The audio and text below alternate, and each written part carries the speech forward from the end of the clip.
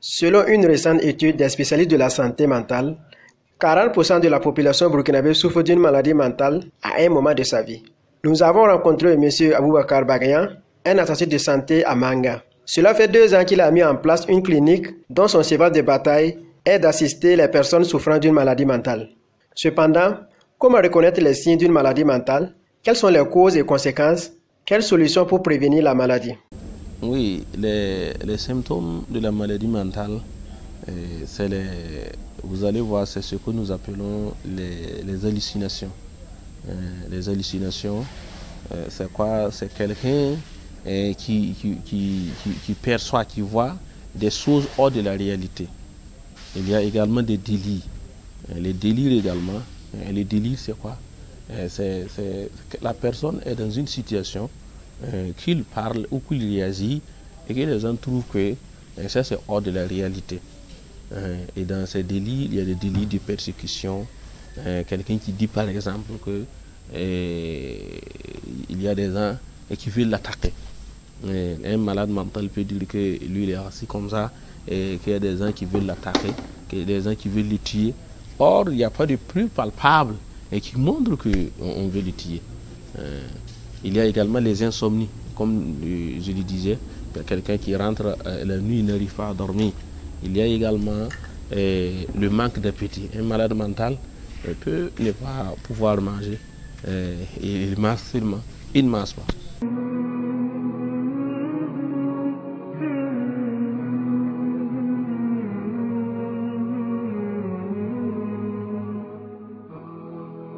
Les cas fréquents que nous rencontrons ici, c'est la maladie qu'on appelle la schizophrénie.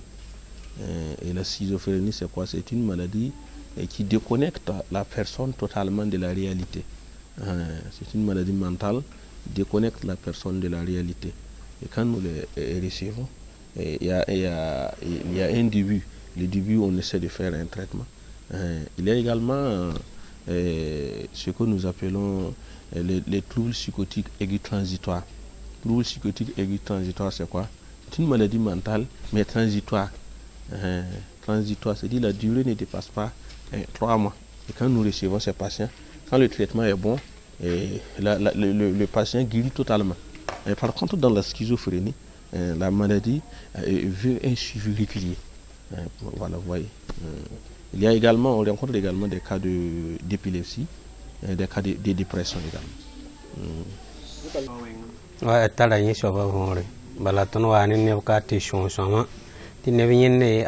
Nous accompagnons des malades ici et par la suite, ils retrouvent la santé. Raison pour laquelle d'autres personnes nous confient aussi leurs malades afin qu'on puisse les accompagner.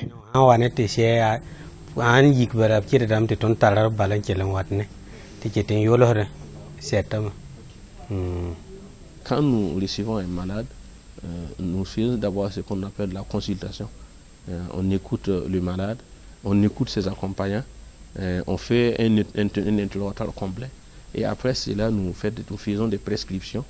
Et après la prescription, il y a des malades qu'on doit garder pour le suivi du traitement. Il y en a d'autres également qu'on doit libérer et qu'ils viennent à la fin de chaque mois pour le suivi. Donc c'est comme ça que nous faisons les traitements ici.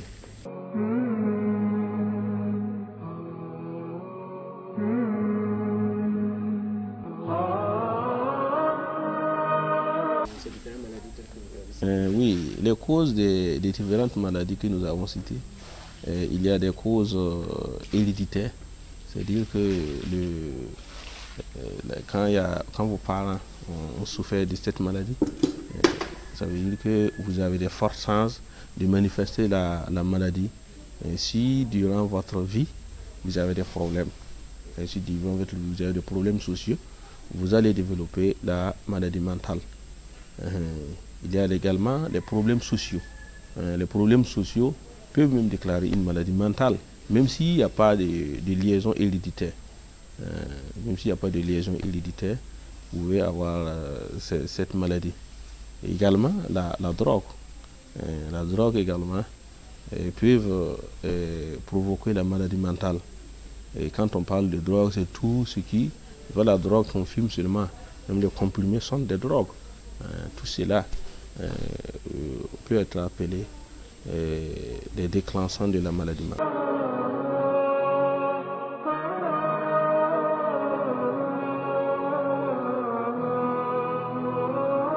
Oui, la prévention de la maladie mentale, c'est quoi? C'est vivre une vie saine. C'est-à-dire éviter vraiment de toucher aux stupéfiants. C'est-à-dire la drogue et ses alliés. Il ne faut jamais tenter, nous conseillons aux jeunes surtout, d'éviter de suivre ceux qui consomment la drogue. Et surtout dans les mines d'or que les gens utilisent des comprimés pour pouvoir bien travailler, atteindre leurs objectifs, travailler toutes les nuits, les jours et les nuits. Ça ne peut qu'amener la maladie mentale. Et maintenant, quant à ceux dont ils ont des problèmes héréditaires, quand vous avez des parents qui ont souffert de la maladie mentale, et vous devrez beaucoup faire attention. Quand vous avez un problème, il ne faut pas trop exagérer ce problème parce que ça peut déclencher la maladie mentale qui est en vous, qui est intrinsèque en vous. Ça pourrait déclarer cette maladie mentale.